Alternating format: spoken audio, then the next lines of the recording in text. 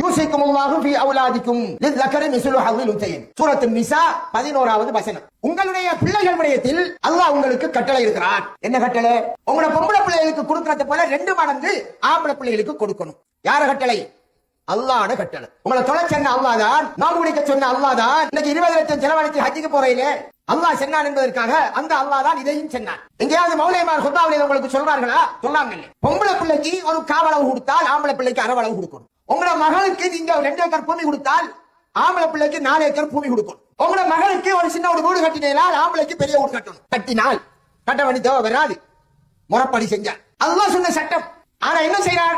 ஒவ்வொரு வாப்பாவும் என்ன செய்யறார்கள்? 3 ஏக்கர் காணியும் இந்த மாதிரி ஒரு வளவும் இருந்தா அந்த 3 ஏக்கர் காணியை தூக்கி பொம்பளை பிள்ளை கொடுத்துருவான். இந்த வளவுக்குள்ள ஒரு ஊட கட்டி அதுவும் உனக்கு தாமா எழும்பார். அப்ப ஆம்பளை பிள்ளை எங்க?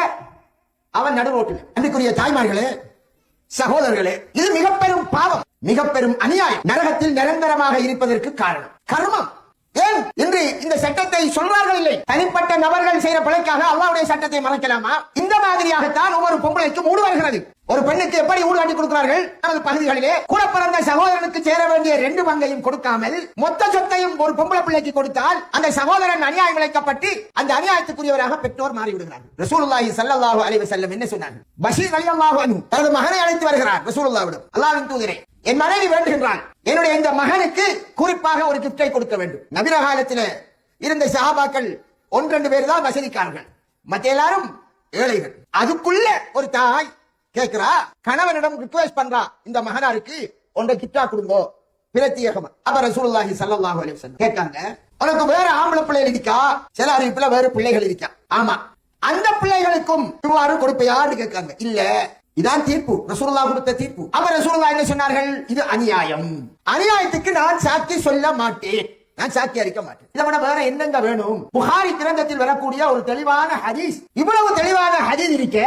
நம்ம பகுதியில் ஒரு கல்யாணம் நடக்குதுண்டா எல்லாருக்கும் தெரியும், கல்யாணத்துக்கு போறாக்களுக்கு தெரியும். ஆகா, ஒரு வீடு ஒன்று கட்டிருக்காங்க, அந்த வீட்டுல ஒரு ஆம்பளை இருப்பார், அவனுக்கு ஒன்று குடு கட்டிருக்காது. அதுல குறிப்பாக இன்னைக்கு கட்டப்படுற அதிகமான வீடுகள் வாப்பாமார் கட்டினதை விட கூட பிறந்த சகோதரர்கள் கட்டுகிறார்கள். பாப்பா அந்த பொம்பளை பிள்ளையோட பிறந்த சகோதரனுக்கு ஒரு காவலவு துண்டும் கொடுக்கல, ஒரு 3 பேஜ் வளவு கொடுத்துக்க மாட்டார்.